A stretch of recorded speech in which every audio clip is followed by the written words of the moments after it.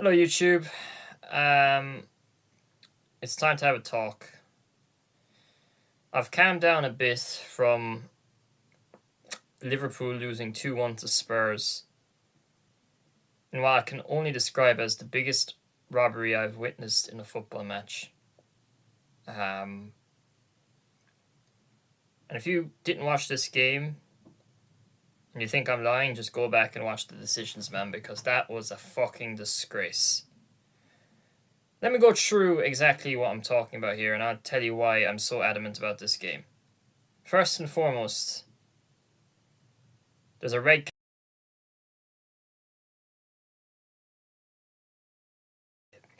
Looks really bad when it's slowed down, but if you actually watch it, he's not trying to take the man. His foot slips.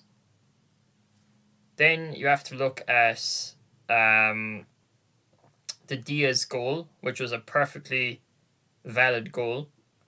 Salah plays a good ball in behind, and Diaz has a really good finish. And I love Luis Diaz, so this hurt me a lot. And when they go to the replay and they show the lines, or they don't. Sorry, they don't show the lines when they show like the frame.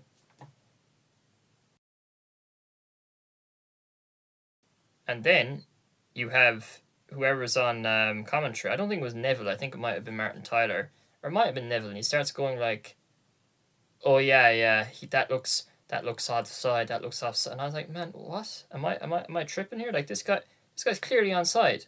And then you go on social media afterwards, and I get my gratification because everyone is saying that this is onside.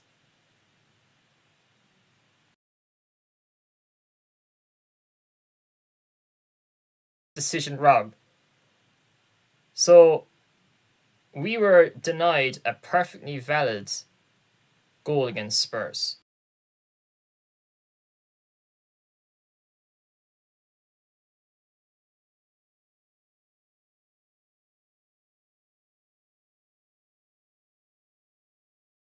Yep. And then he makes a bad challenge, gets a second yellow card. I don't have a problem with that one. But he gets sent off, our second sending off of the game,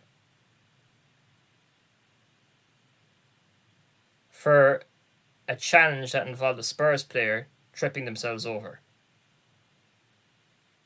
Like, we're at this point, I sound a bit more positive and chirpy right now, but man, I was fucking fuming. I'm on a WhatsApp group with people, and they were telling me different. I was fuming. And you go further than that, and there was a Salah decision where Salah's on the attack because okay, we're down to, I think this is a point where we're at 10 men, so we're down to 10 men at this point, and Salah's running down the wing working magic. He's 1v1 with who's he with? Who's he? Was it Romero or who was it? I forget. It might have been Adogi. No, it was Adogi, I think. And like he barely touches Adogi. Adogi trips himself. He's around the man. Diaz is in the box with Romero marking him, and I back Salah in that situation to find Diaz and to score. And the referee blows it and gives a yellow card to Salah for dissent. At this point, like you're thinking, okay, this is the worst refereeing performance I've ever seen in my life. 9 men when we should have had. We should have had probably not Jones sent off. We should have had a goal for Diaz, and that then works a ripple effect where I don't think Gakpo injures himself after scoring because you obviously are pushing yourself harder when you're down to 10 men. And we don't, second half we don't get a sending off either. So the Salah decision was bullshit. And then I see after the game, after Jota's second challenge or second yellow card, which again, if you do that in a game, you're supposed to get a yellow card, and that would have been Adogi's second yellow card, and that would have been a red card for Spurs, and that was yet again another decision that this absolute dingus of a referee got wrong. I just have no words, man. And like this, the funny thing about this game is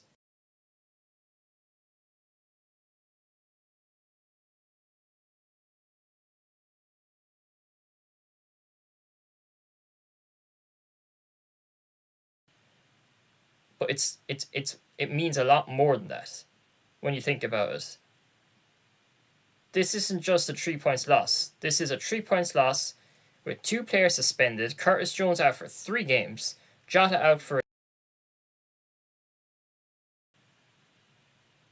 a chance for us to go top of the table, killing our momentum going forward. People killing themselves for 90 minutes on a fucking pitch, 100 minutes on a pitch, killing themselves and probably, making themselves way more tired for whenever we, our next game, which is on Thursday night in the Europa League. We're going to have to, again, field this fairly strong squad. But even still, even if it was a week break until the weekend, you've absolutely run our players ragged for 90 minutes. It doesn't replenish their energy. It doesn't give us back the points. It doesn't give us back the suspensions. Like the apology that PGM MOL put out, it doesn't give us back any of those things. All it does is it puts a huge dent in our season, in our momentum, and our positive momentum going forward. We're unbeaten. Catalyst for things going forward, and this is exactly what happened against Spurs 2 years ago. Spurs fans are on saying that this is karma for all the decisions Liverpool got in the past. Bro, if you actually analyse the Liverpool versus Spurs games for the past 2 years, you go through each and every one of them. The last game, Ollie Skip put his studs through Diaz and he should have been sent off. Luis Diaz,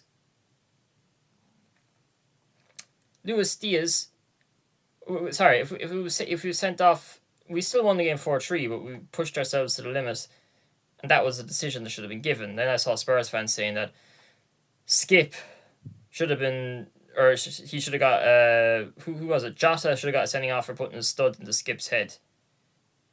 But Skip should have been on the pitch. So there's always like an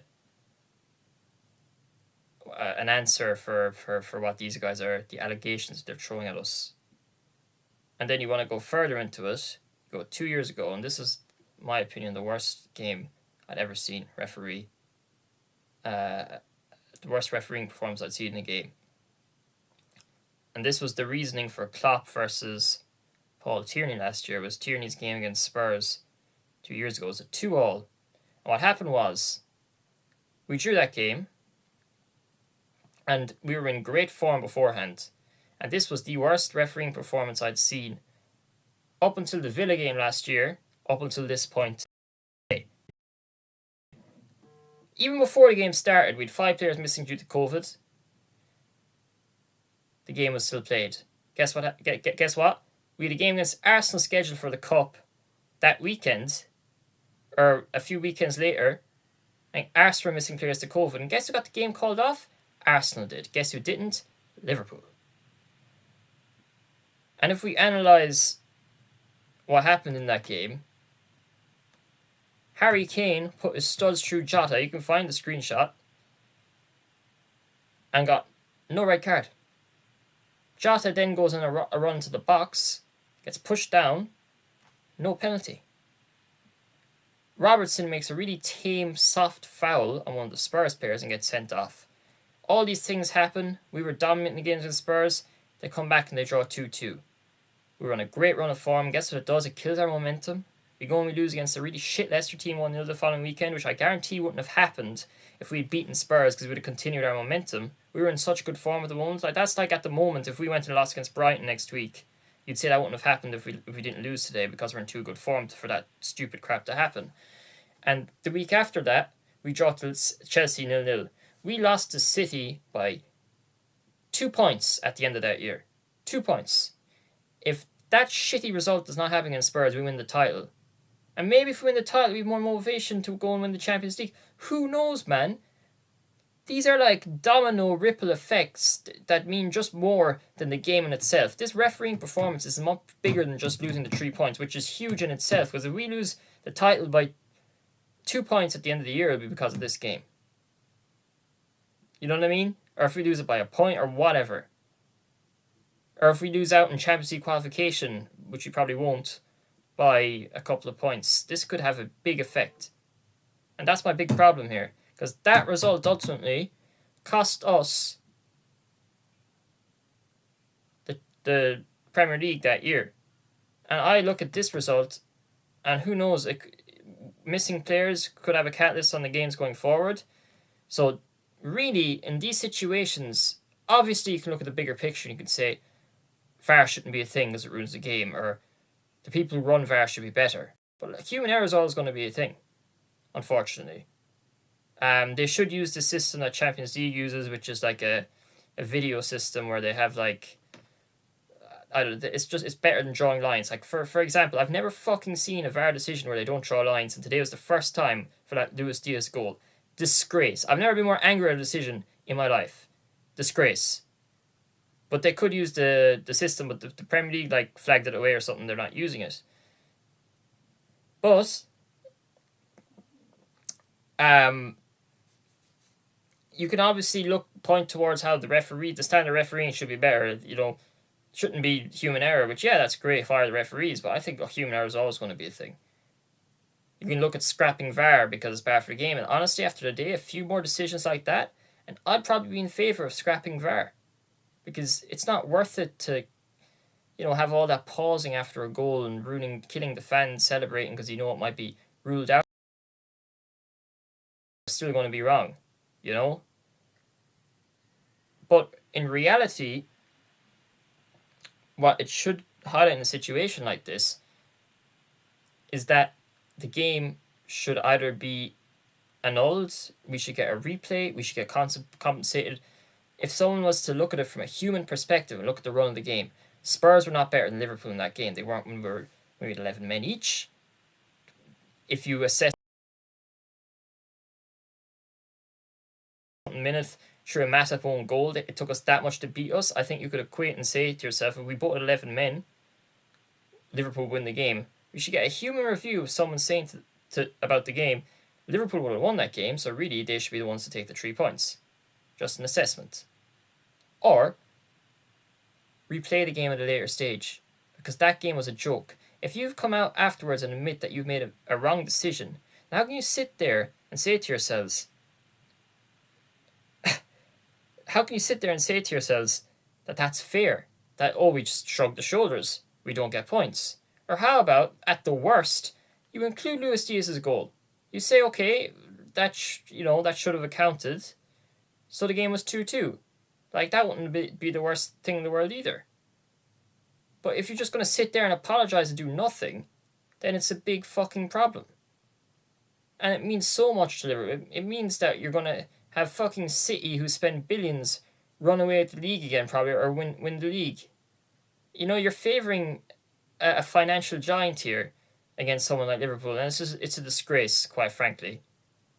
And like, I wouldn't do sort of like, I guess this is a face reveal, we'll call this a face reveal, but if I decide to show my face, I don't know if I'll block it or not, so I don't look the best today. I'm in a hood. I'm just so pissed off that I don't even care about showing my face, man. It's driven me to this point. That's the most fucked up game I've ever seen in my life. But anyway, I guess subscribe. I don't really use this channel. Subscribe. If you enjoyed this rant, there'll probably be more to come. And that game was just bullshit. Although I will say, big ups to Van Dijk, to Matip, to Szoboszlai. Szoboszlai, by the way, we've made this guy into a roadrunner. He's going to be, his legs are going to be fucked, because like, we didn't buy a defensive midfielder, so this guy is now doing like the up and down work. I much prefer if he was in a more advanced attacking role. This is what I wanted to do, by the way, as a Liverpool fan. I wanted to buy Szoboszlai, maybe put him left centre mid, buy a right centre mid that could cover Trent and allow him to go forward more, and then buy a defensive midfielder. Or else put Trent right centre mid, buy right back. Although Gomez is looking good there this year, and I'm one of Gomez's biggest haters. But he's proving me wrong, I guess, this year. So if he keeps those performances up, maybe he could stay right back. The problem is, again, he was at fault for that first goal, and also he doesn't have a final ball in him, man. There was a chance today where he ran through and Diaz was running through in the box, and it just required like a little, what's the word? I guess instinctive pass. like a chip, but he just kicks it directly at the Spurs defender. I'm like, man, this is why Trent should be in those positions. But Trent doesn't have the pace; he gets caught out, and Gomez has a good recovery pace. So yeah, I mean, if you mixed Gomez and Trent, Gomez's pace and Trent, you'd probably have the best right back in the world. You still have the defensive liability in Trent, but anyway, yeah, big ups to fuck. I sound like Hussam and those guys.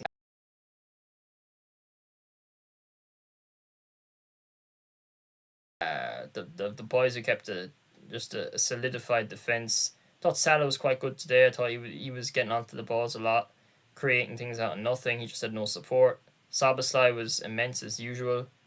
Alisson, proving why he's the best keeper in the world with a lot of those saves. You know, but you already know that. You already know Alisson's the best keeper in the world. But yeah, shit game.